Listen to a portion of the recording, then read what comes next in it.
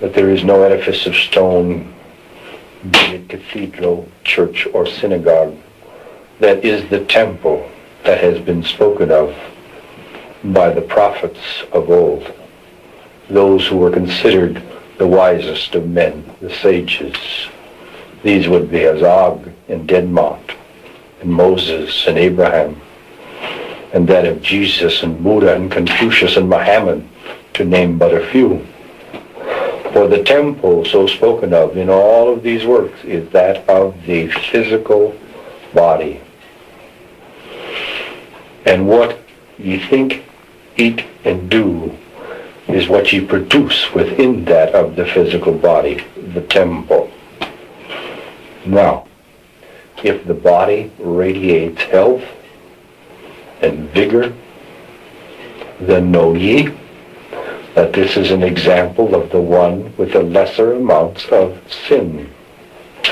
For while it be understood or not, or recognized or not, makes little difference. All physical illness in any physical body is the end result of sin. This is what has been met by defiling the temple. See? We have often heard you speak of the sin of the Christian in regards to the physical body. Will you explain this, please? Those again of old did attempt to seek to gain control, power over the peoples. And these who did so practice the letter of the law and forget the spirit of the law, taught shame, debasement, and defilement of that of the physical form.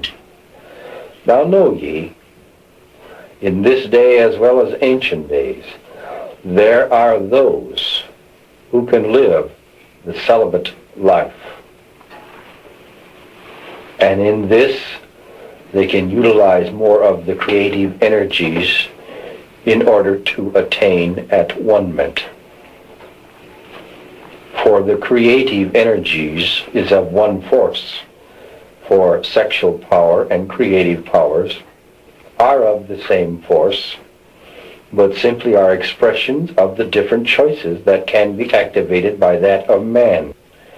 Now for most it would be best to evolve to the point where ye become so loving towards all that of the physical desires have all been channeled toward that of attainment of the Godhead itself.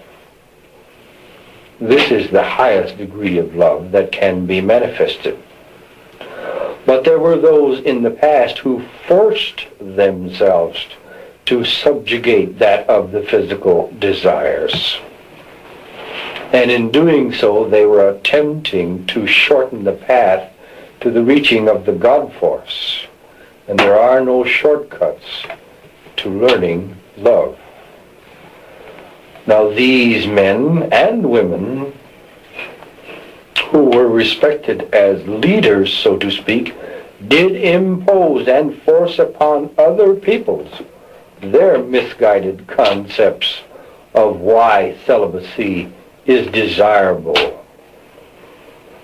And in this they could only teach shame, debasement, defilement, or guilt feelings of the physical body. And in this it is known as the sin of the Christian. For it was the Christian primarily that did teach this. For know ye, ye might have a tendency to look down thy nose at certain that ye would call heathens, who would not adorn the body with clothing, and would appear in the naked condition. But that native that is naked, that hates not his neighbor, and loves, is higher on the scale of soul development than that most pious of souls who would drape their body in that of clothing and feel shame with even so much as a bare shoulder would be exposed. And this is the end result of the sin of man upon man. This is that would be considered the Christian sin. See? apparently this is a quite common thing. Can you give us a practical method of overcoming either embarrassment and or guilt about our bodies? This would be first practiced within the privacy of thyself, then in that of thy home, and then with those who are of a like mind. To begin with, on an individual basis, simply strip thyself of the adornment and gaze at a reflection of thyself. Look at the body in that of a physical mirror and recognize it for what it is, for it is a miracle indeed. And all the intelligence or knowledge of man has not even begun to remotely suspect the coordination that must exist for the sustenance and sustaining power of the force of life within that of the body itself. Then, after you have looked for that length of time that is satisfying to thee, then ask thyself, what is beauty? For those that are revered as fair in face and form, oftentimes commit a greater sin than that of an ugly hag. For there has been that would be called the sin of the Greek, which is love of the beauty of the body, not internally, not in a functional sense, but simply as an outward expression, that of the full breast or the curved hip within that of the female form, or that of the male who would be considered robust and strong indeed. There can be great sins in this aspect. So again, look for the inner workings of that of the body when you gaze upon thy reflection. Then meditate a little bit. Take just a portion of thy body, the back of a thumb would be good, and gaze at it long and effortlessly, asking thyself the question, what is contained in this simple little portion of the body? And it will dawn upon those who persevere in this practice that the essence of life itself is contained within every atom, every cell of that of the body, and it is unique and beautiful indeed. Now on the common level, where you would not offend others, let thyself go unadorned. Be ye not ashamed until you become used to it. Then, if the entity is one who has mated, encourage the mate to follow thy example.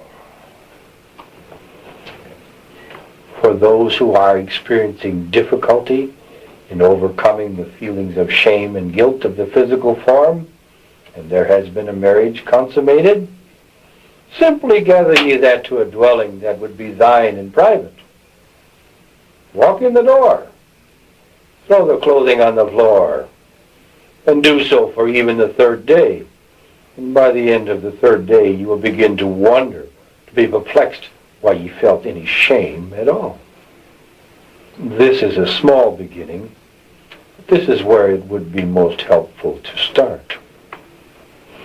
Then if ye so choose, and this is a personal thing, seek ye out those of a like mind. For there are many, for reasons of health, and to overcome the psychological barriers of feeling embarrassed, there are those that would learn to blush. And you must know man is the only creature that does so, and in most cases is the only one that has reasons to also. This can be overcome. Be ye examples unto thyself and unto others. If by this ye construe that we would advocate complete nakedness at all times in any part of the world, then ye are misleading thyself.